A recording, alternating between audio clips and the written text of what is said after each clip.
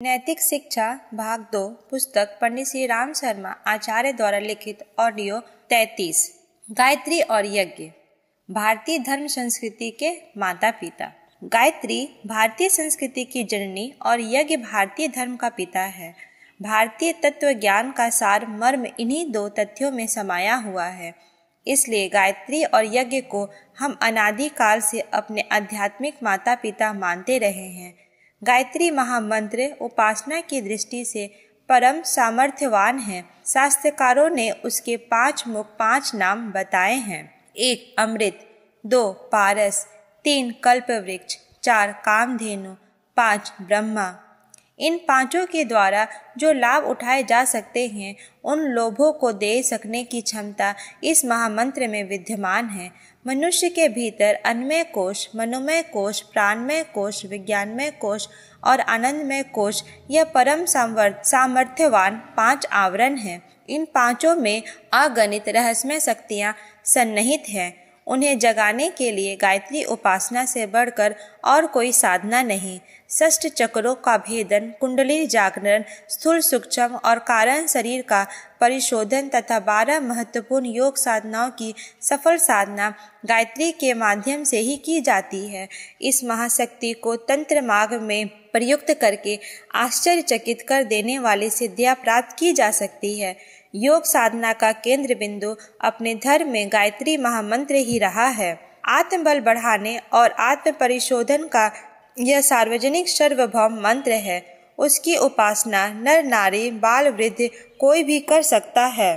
आत्मबल बढ़ाने और आत्म परिशोधन का यह सार्वजनिक सार्वभौम मंत्र है। इसकी उपासना नर नारी बाल वृद्ध कोई भी कर सकता है। बुद्धि को प्रकाशवान और प्रखर बनाना, अंतःकरण में रितंभरा प्रज्ञा को प्रकाशवान करना गायत्री की सबसे बड़ी विशेषता है।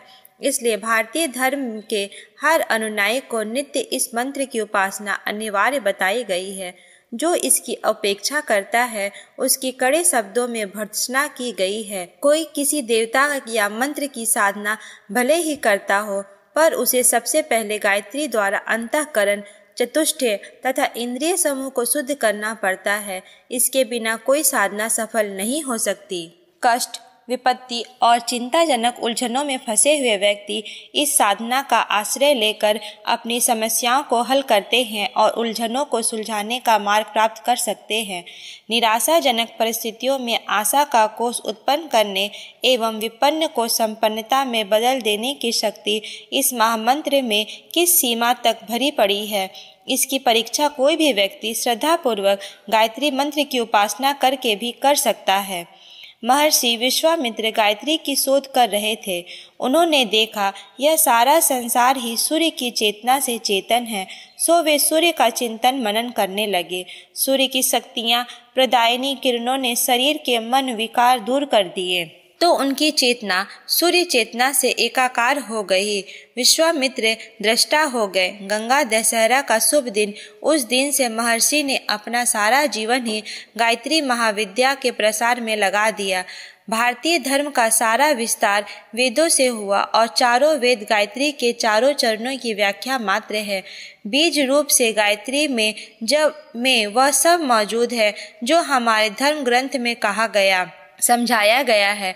इस मंत्र के 24 अक्षरों की व्याख्या की जाए तो उनमें नीति, धर्म, सदाचरण, लोक व्यवहार की ऐसी शिक्षाएं ओतप्रोत मिलेंगी जिन्हें अपनाकर मनुष्य अपना लोक और परलोक सुख शांति में बना सकता है। विवेक बुद्धि की प्राथमिकता देना और उसे सर्वोपरि ईश्वरीय संदेश मानना गायत्री का सार है। यह मंत्र हमें विवेकवान, विचारशील एवं हंस की तरह नीर क्षीर का विवेक करते हुए अनुचित को त्यागने और उचित को अपनाने का निर्देश करता है। माता के रूप में गायत्री की प्रतिमा बनाकर यह प्रतिपादन किया जाता है कि नारी की पवित्रता एवं सत्ता नर की अपेक्षा अधिक है, इसलिए उसे हर क्षेत्र में अधिक श्रेय सम्मान प्रदान किया जाना चाहिए।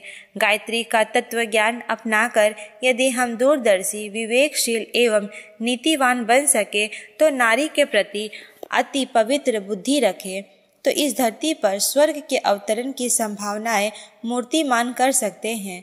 हमें नित्य नियमित रूप से गायत्री उपासना के लिए थोड़ा समय निकालते रहना चाहिए और घर परिवार में यह प्रथा परंपरा चलानी चाहिए कि घर का हर सदस्य नित्य गायत्री की साधना किया करे, भले ही वह 5 मिनट भर ही क्यों ना हो।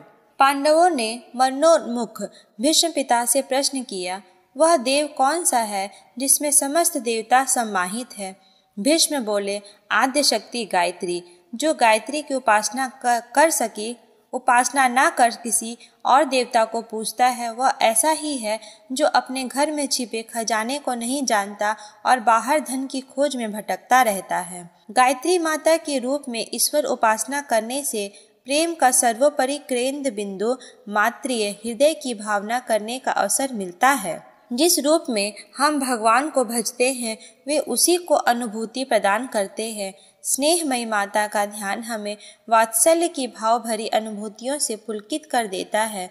जिन्हें माता के रूप में गायत्री महाशक्ति की उपासना में निराकार साकार के झंझट को लेकर कुछ आपत्ति हो, वे प्रातः काल उदय होते हुए समस्त प्राणियों को प्राण प्रदान करने वाले परम तेजस्वी सूर्य का ध्यान करते हुए गायत्री मंत्र का ध्यान कर सकते हैं। पूजा की विधि अति सरल है। शरीर को शुद्ध कर स्वच्छ स्थान पर शांत वातावरण में आसन बिछाकर बैठ जाना चाहिए। आचमन के लिए जल और प्रकाश एवं ऊर्जा के लिए अगरबत्ती आदि से अग्नि की स्थापना संभव हो तो और भी उत्तम है। पवित्रीकरण, आचमन आदि क्रियाओं के बाद भगवान की समीपता का ध्यान करते हुए गायत्री मंत्र का जप करना चाहिए। नियत संख्या, नियत समय का ध्यान रखना चाहिए और अंत में सूर्य की दिशा में जल का अर्घ्य देकर श्रद्धांजलि अर्पित करनी चाहिए। यूं गायत्री महाविज्ञान ग्रंथ में उपासना के विस्तृत योग एवं तंत्र मार्ग के प्रयोग लिखे हैं, पर सर्वसाधारण का काम उपरोक्त संक्षिप्त विधि से भी चल सकता है। गायत्री का पूरक यज्ञ है।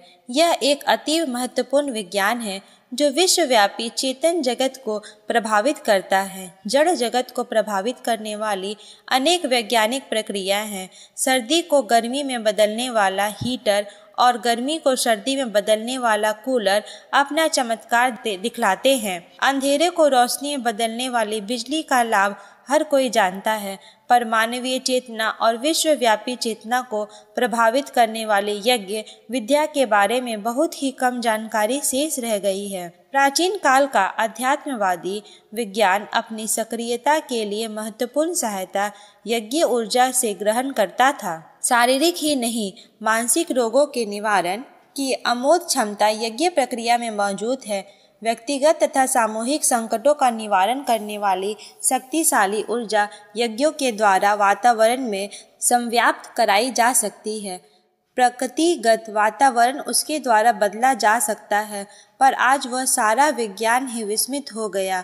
उसकी शोध पुनः की जानी चाहिए और इस अति सरल किंतु महत्वपूर्ण विज्ञान का सर्वसाधारण की सुख शांति बढ़ाने के लिए उपयोग किया जाना चाहिए। यह कार्य शोधकर्ता अध्यात्म विज्ञानियों का है कि वे अपनी लुप्त विद्याओं का अन्वेषण कर उन्हें पुनः प्राप्त करें और उनके द्वारा मानवीय प्रगति में महत्वपूर्ण योगदान दें। प्रजापति ब्रह्मा जी ने मनुष्य को उत्पन्न किया।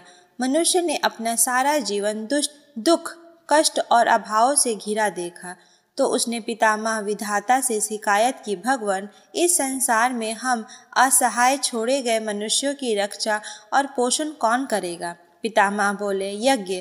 तात यज्ञ तुम्हें धन, संपत्ति, बल और ऐश्वर्य से भर देंगे।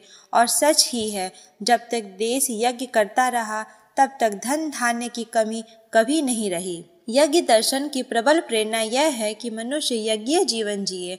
जिस प्रकार हवन कुंड में लपटें उठती हैं, उसी प्रकार हमारे अंतःकरण में शौर्य, साहस, विवेक, सत्य, कर्तव्य आदि सद्गुणों की प्रखरता दीप्तिमान रहे। जिस प्रकार हवन के द्वारा वायुमंडल सुगंधित होता है, उसी प्रकार हमारा कर्तव्य दया, करुणा, सेवा और सहृदयता की भावनाओं से ओतप्रोत होता है।